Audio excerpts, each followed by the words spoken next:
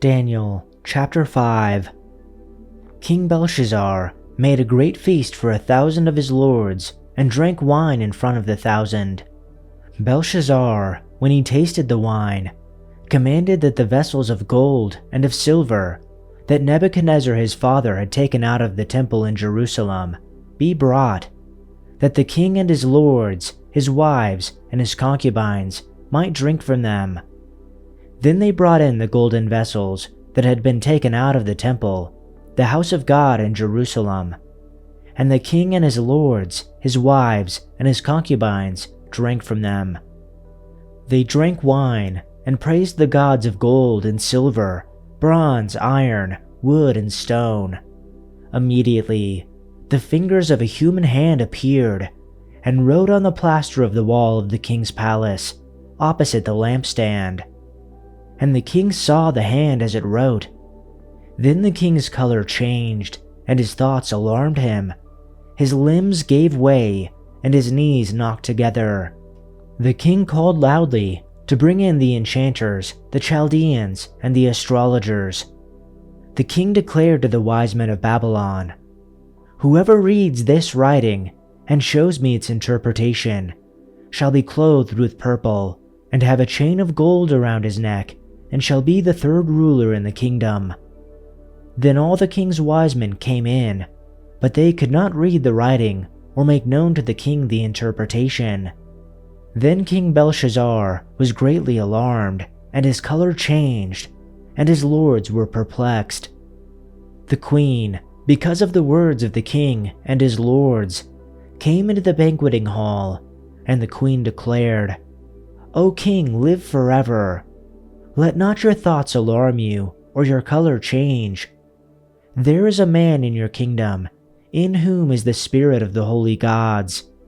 In the days of your father, light and understanding and wisdom, like the wisdom of the gods, were found in him. And King Nebuchadnezzar, your father the king, made him chief of the magicians, enchanters, Chaldeans, and astrologers, because an excellent spirit, knowledge, and understanding to interpret dreams, explain riddles, and solve problems were found in this Daniel, whom the king named Belshazzar. Now let Daniel be called, and he will show the interpretation." So Daniel was brought before the king, and the king said to him, "Are you Daniel, one of the exiles my father the king brought from Judah? I have heard that the spirit of the gods is in you, and that you have insight, intelligence, and outstanding wisdom. The wise men and enchanters were brought before me to read this writing and tell me what it means, but they could not explain it. Now I have heard that you are able to give interpretations and to solve difficult problems. If you can read this writing and tell me what it means, you will be clothed in purple and have a gold chain placed around your neck, and you will be made the third highest ruler in the kingdom." Then Daniel answered the king, "You may keep your gifts for yourself and give your rewards to someone else. Nevertheless, I will read the writing for the king and tell him what it means. Your Majesty, the Most High God gave your father Nebuchadnezzar sovereignty and greatness and glory and splendor. Because of the high position he gave him, all the nations and peoples of every language dreaded and feared him. Those the king wanted to put to death, he put to death. Those he wanted to spare, he spared. Those he wanted to promote, he promoted. And those he wanted to humble, he humbled. But when his heart became arrogant and hardened with pride, he was deposed from his royal throne and stripped of his glory. He was driven away from people and given the mind of an animal. He lived with the wild donkeys and ate grass like the ox, and his body was drenched with the dew of heaven, until he acknowledged that the Most High God is sovereign over all kingdoms on earth, and sets over them anyone he wishes. But you, Belshazzar, his son, have not humbled yourself, though you knew all this. Instead, You have set yourself up against the Lord of heaven. You had the goblets from his temple brought to you, and you and your nobles, your wives, and your concubines drank wine from them. You praised the gods of silver and gold, of bronze, iron, wood, and stone, which cannot see or hear or understand. But you did not honor the God who holds in his hands your life and all your ways. Therefore he sent the hand that wrote the inscription. Now this is the inscription that was written: Mene Mene Tekel Upharsin. This is the interpretation of the message. Mene, God has numbered your kingdom and put an end to it. Tekel, you have been weighed on the scales and found deficient. Perez, your kingdom has been divided and given to the Medes and Persians. Then Belshazzar gave orders, and they clothed Daniel with purple and put a necklace of gold around his neck, and issued a proclamation concerning him, that he now had authority as the third ruler in the kingdom. That same night, Belshazzar the Chaldean king was killed. So Darius the Mede received the kingdom at about the age of 62. Chapter 6. It pleased Darius to appoint 120 satraps over the kingdom, to be in charge of the whole kingdom, and over them 3 commissioners, of whom Daniel was one, so that these satraps would be accountable to them, and that the king would not suffer loss. Then this Daniel began distinguishing himself among the commissioners and satraps, because he possessed an extraordinary spirit, and the king intended to appoint him over the entire kingdom. Then the commissioners and satraps began trying to find a ground of accusation against Daniel regarding government affairs, but they could find no ground of accusation or evidence of corruption, because he was trustworthy, and no negligence or corruption was to be found in him. Then these men said, "We will not find any ground of accusation against this Daniel, unless we find it against him regarding the law of his God."